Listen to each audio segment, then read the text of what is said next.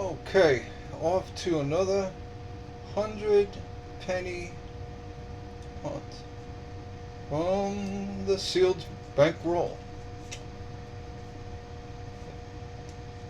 These can be actually boring at times, but every now and then you get a nice surprise.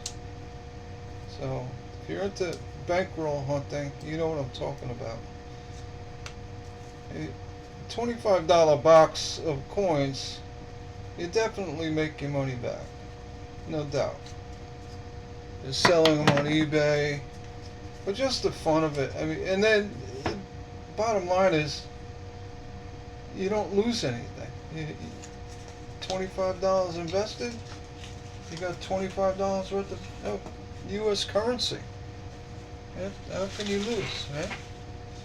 That's the way I look at it. And then I sell my bulk copper. You know, I spike those bags in 1 pound bags. I sell 5 pound boxes too, but I spike them with, modern eras or, what have you. I've been known to throw in steel war pennies and Liberty nickels and, what coins I have, stuff laying around. I make sure every bag has something interesting, just to keep the interest up. So we're going to go do this roll. This is roll number 3 today. I don't see anything off the top that's interesting. No wee pennies that I can see, but you never know. Let's get right to it and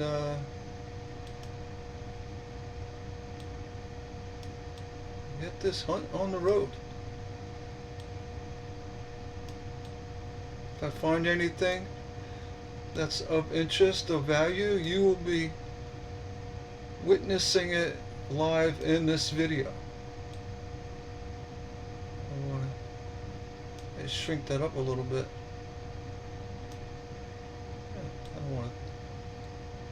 I don't want to make it too big where you can't see the coin. Let's do a test fit. There we go. Alright, I will start off with that 62 Denver. I'm going to jump on my microscope viewer. There we go. And straighten it up. It's a nice looking coin. It's been around, circulated. It's copper, 3.5 cents. People pay 3 cents for it on eBay, so it's good to find. 2000, close AM, not what we're looking for. 23, it's got the ring area, the machining scratches. Unfortunately, when the coins run through the rolling machine, they do pick up scratches. 72 offset with a heavy rim on the left. You want to always check your 72s for doubling. Comes up a lot. Actually, that 7 has a little shadowing in it, but nothing really to get excited over. Put it in the copper file. 1880. I've seen these with doubling as well, and repunched at mint mark, RPM. This one's clean. It's a copper nonetheless. Goes off to the copper file. 85.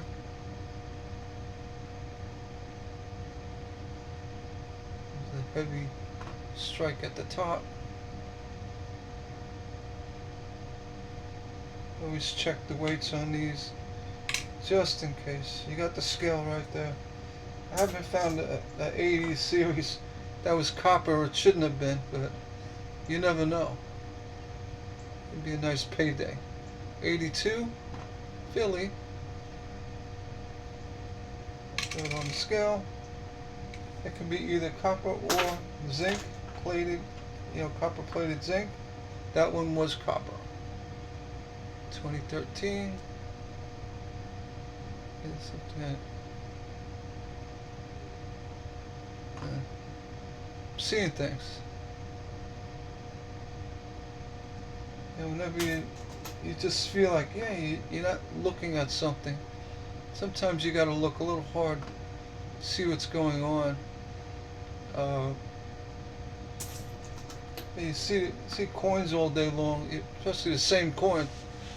If something pops out, check it out. Don't ignore. 02. That's all I got to say about that. 84.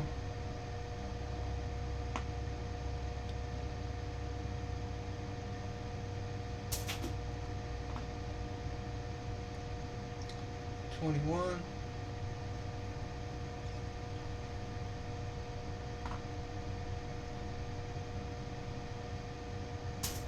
Nothing there. 17. Billy. Nothing there. I'd really like to find a nice error on a 17. It just doesn't seem possible. You do penny hunts, you know exactly what I'm talking about. There's so many made. I got a pink 14.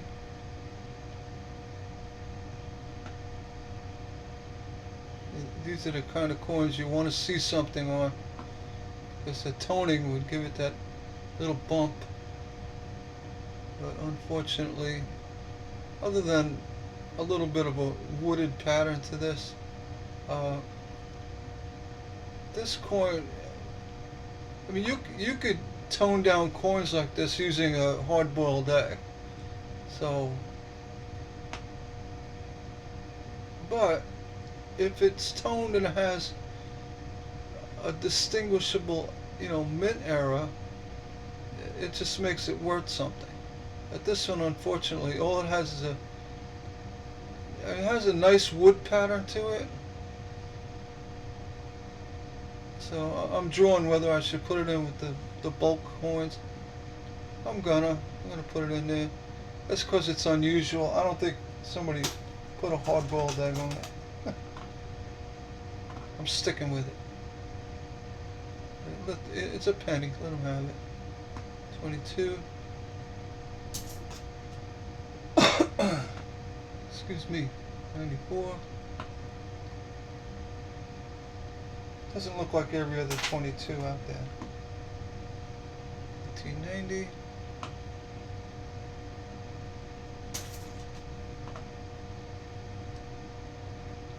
15.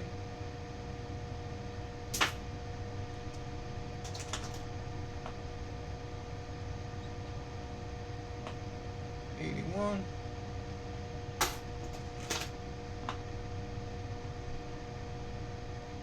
18. It's over.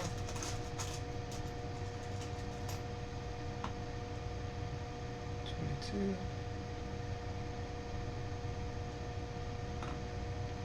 Gotta look for the die clashes on the 22.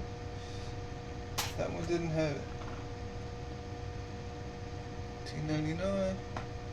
Looking for the wide AM, and this one doesn't have it. I'll point out for those that don't know, the FG initials on the close AM, they're further away from the building. So basically there's a significant spacing between the initials and the building for the close AM here. As well, the A between the T's is going to be closer on one T than it is on this one. That's going to tell you it's a close AM. If this is a wide AM, the initials would be closer to the building. So this is what you want to look for on a 92. With that FG away from the building. Alright? It's the best way to really distinguish that. point that out. That coin was clean, you can see it. 82, probably copper. We'll weigh it up. Yep, it's copper.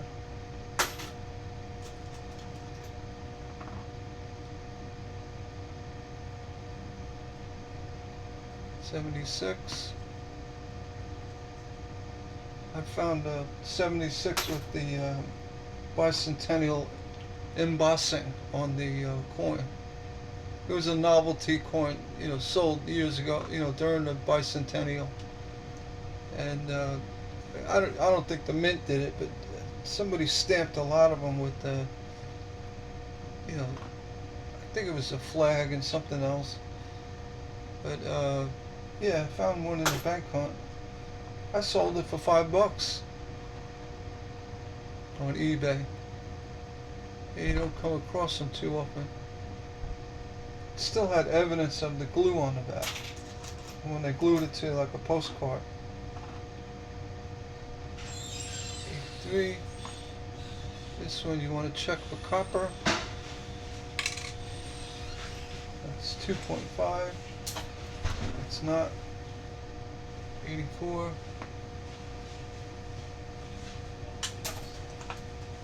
Zinc. Another 83. I'll just check it. 2.5.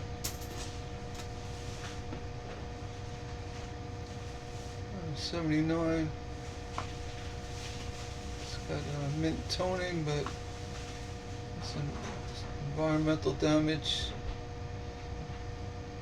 Up to the copper. 2020. A little greasy. Nothing really there. 82 large date.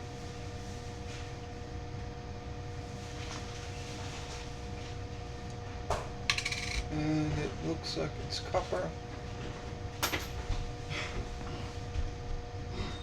2000 Denver. You can't see the AM barely, but you could see the initials. It's far away from the building here, so you know that's a close AM, which is not worth anything. It's not the one you want. Even in that condition, if you get a wide AM, it has potential for selling value. This is a close AM 02.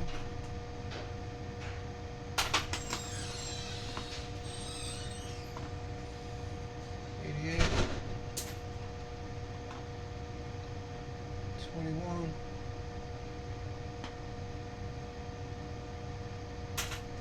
Nothing there. 17.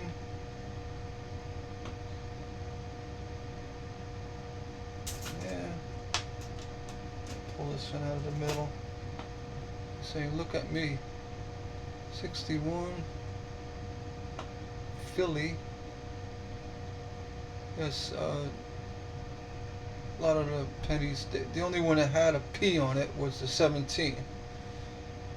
I have quite a few uncirculated rolls.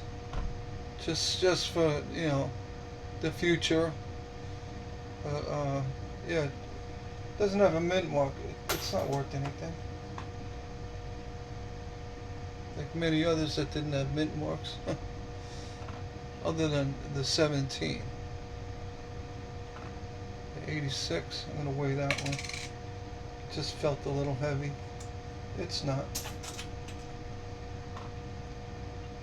2016.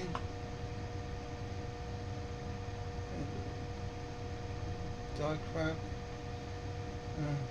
It's a unicorn. 2001.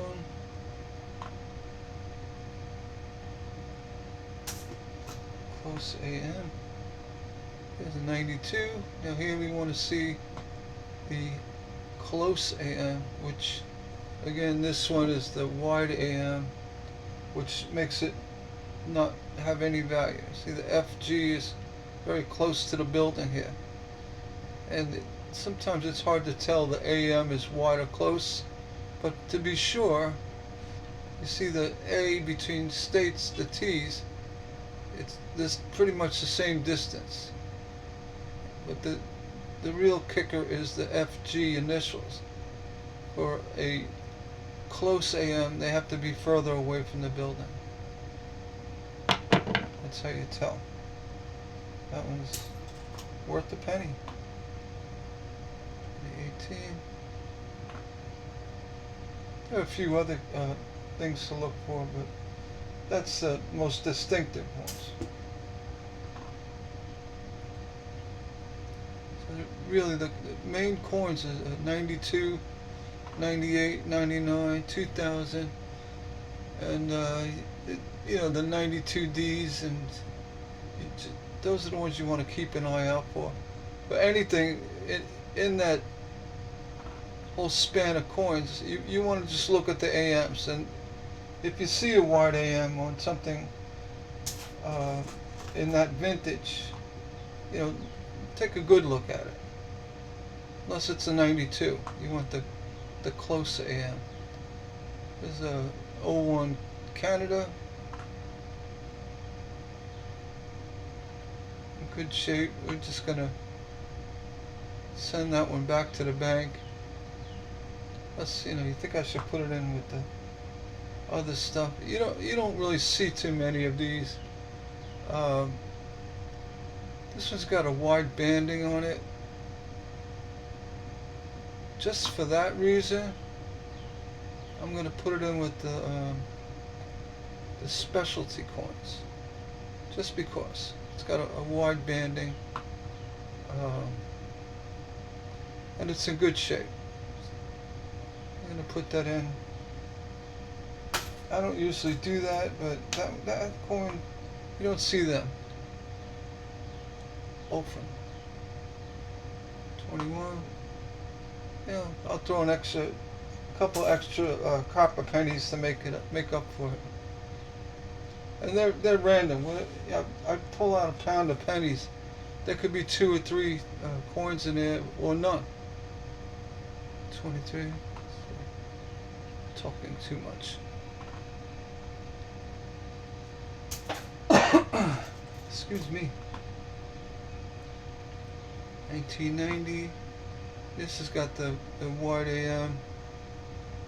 This is a good example of how it looks, because it's supposed to be a wide AM. 90. 21.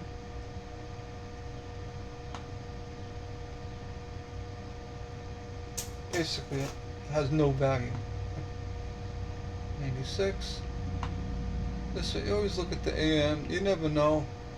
This is a close AM, but if they made a mistake in 96, they put a wide AM in it, be one to have.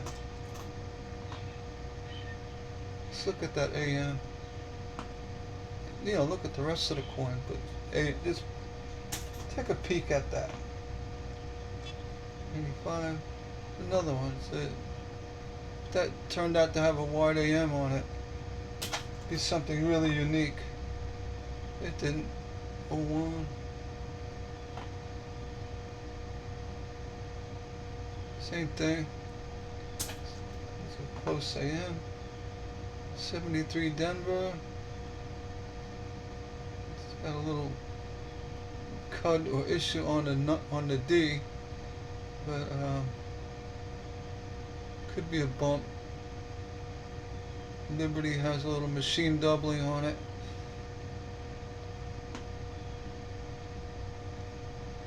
Let that go to the copper pile. I'm not going to try to say it as a mint issue. 89. Because it could be a bump. 16.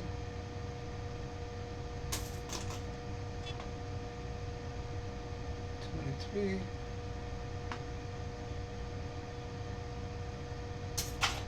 All right.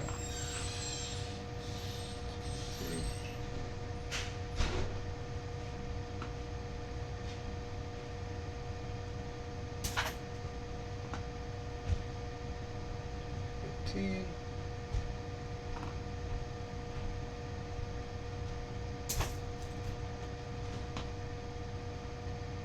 $94.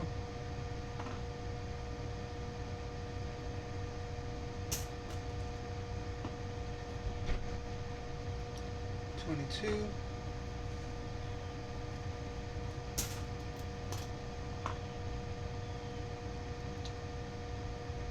$07.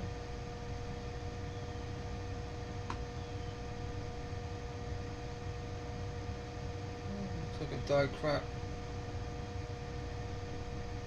Yeah.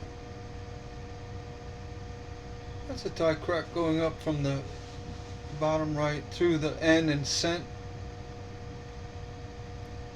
This you know, $1 to $2 coin. It's in a really clear shape. And to list it on eBay, you know, it's a hard pass for me because, you know, I mean, I could, but there's quite a bit out there.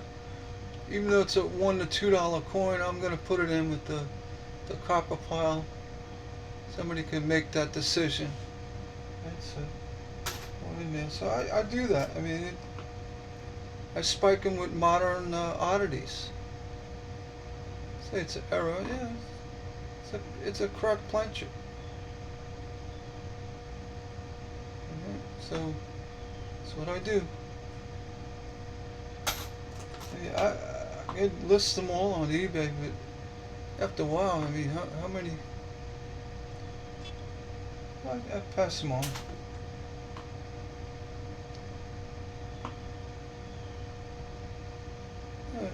I always think when I started coin collecting, you know, I was what, 8, 9 years old, and when you find something, you know, like back then, you find silver coins or mercury dimes. We used to call them lady dimes, and you know, you get excited. You see something different. You say, "Oh, look at that!" Or Indian head pennies. We find a lot of them in change. And that was in the '60s. We still found them. I'd say a lot, but it wouldn't, you know, wouldn't shock you to find one. And we did. We found them. The kids today, they see cracked planchet, you know, some other oddity. They get that, you know, the thrill. So, that's why I do it. 39. Copper. 72.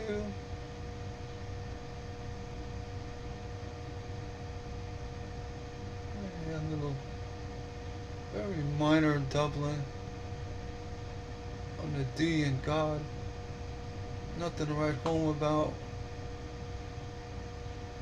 More of a machine double or, you know, a shake in the die when it was struck. Nothing crazy. 23.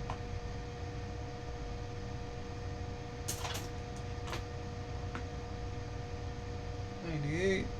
And I'm looking for that wide AM, which I have found. And unfortunately, it only sold for $1. And it was in good shape too. And people, "Oh, thanks for the great coin." I go, "Yeah, gave me $1 for it." Whatever. Sometimes you get lucky. Sometimes, most of the time you don't. Copper. 22.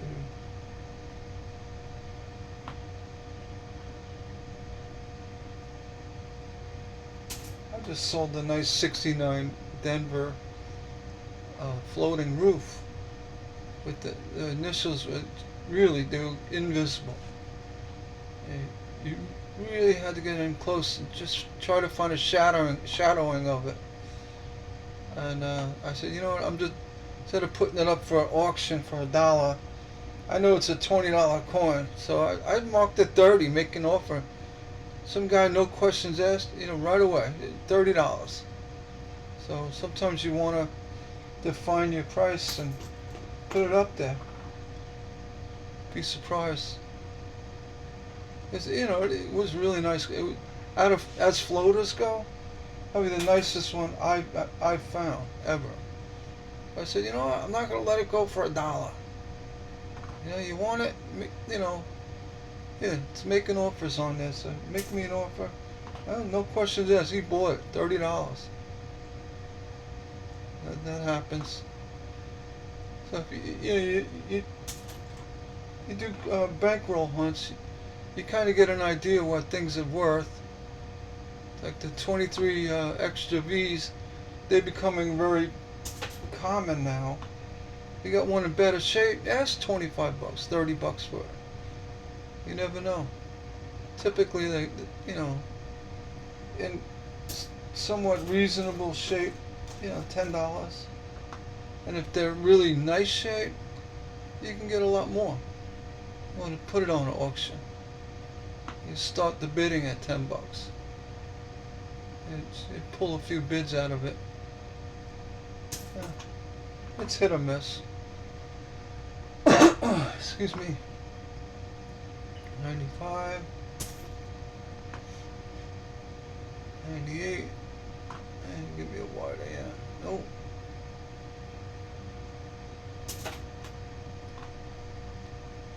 Two.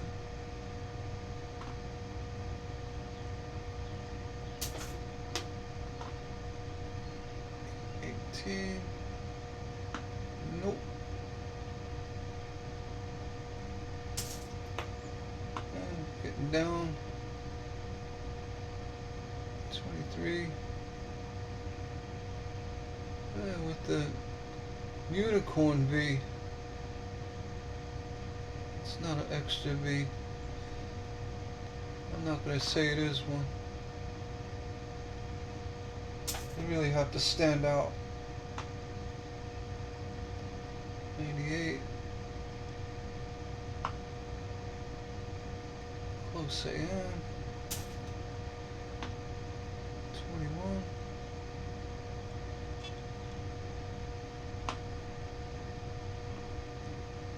Fingerprints. Offset 90. It's pretty common for that vintage. Let's send it back to the bank. 99. Nice red. Close AM. No good. 15. Nope. 83.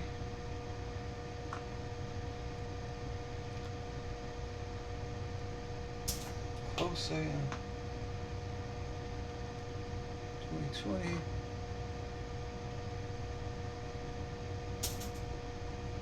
And down to the bottom here, 94. I always look to see if that's turned out to be a wide AM here. This coin would be. I know it's not one of the earmarked wide AM varieties, but you never know. It makes errors. That would be a monumental one. Get a lot of attention. You never know. Just take a peek at it. 2019.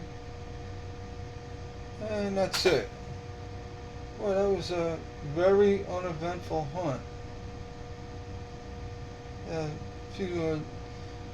A coin with some toning in it, and not really much. I'm trying to think. I should write them down. It was uneventful. Thanks for watching, and on my next one, maybe something will come up. I did a little bit more discussion on the AM varieties and how to spot them, so that helped.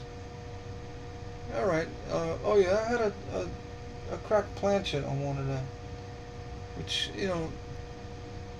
$1 to $2 coin. That's a hundred. It was, say $2 coin. The roll cost 50 cents, right? So there you go. We're up. But I gave that one away. I put it in my bulk pile. And if you want to check out my listings, it's in the eBay link in the description below. You can see what I got up, and maybe get something. Yeah, and I do. I spike them really well. I put a lot of nice coins in, and it, just to sweeten the deal. That's me. All right, take care, and we'll see you on the next hunt. Take care. Bye.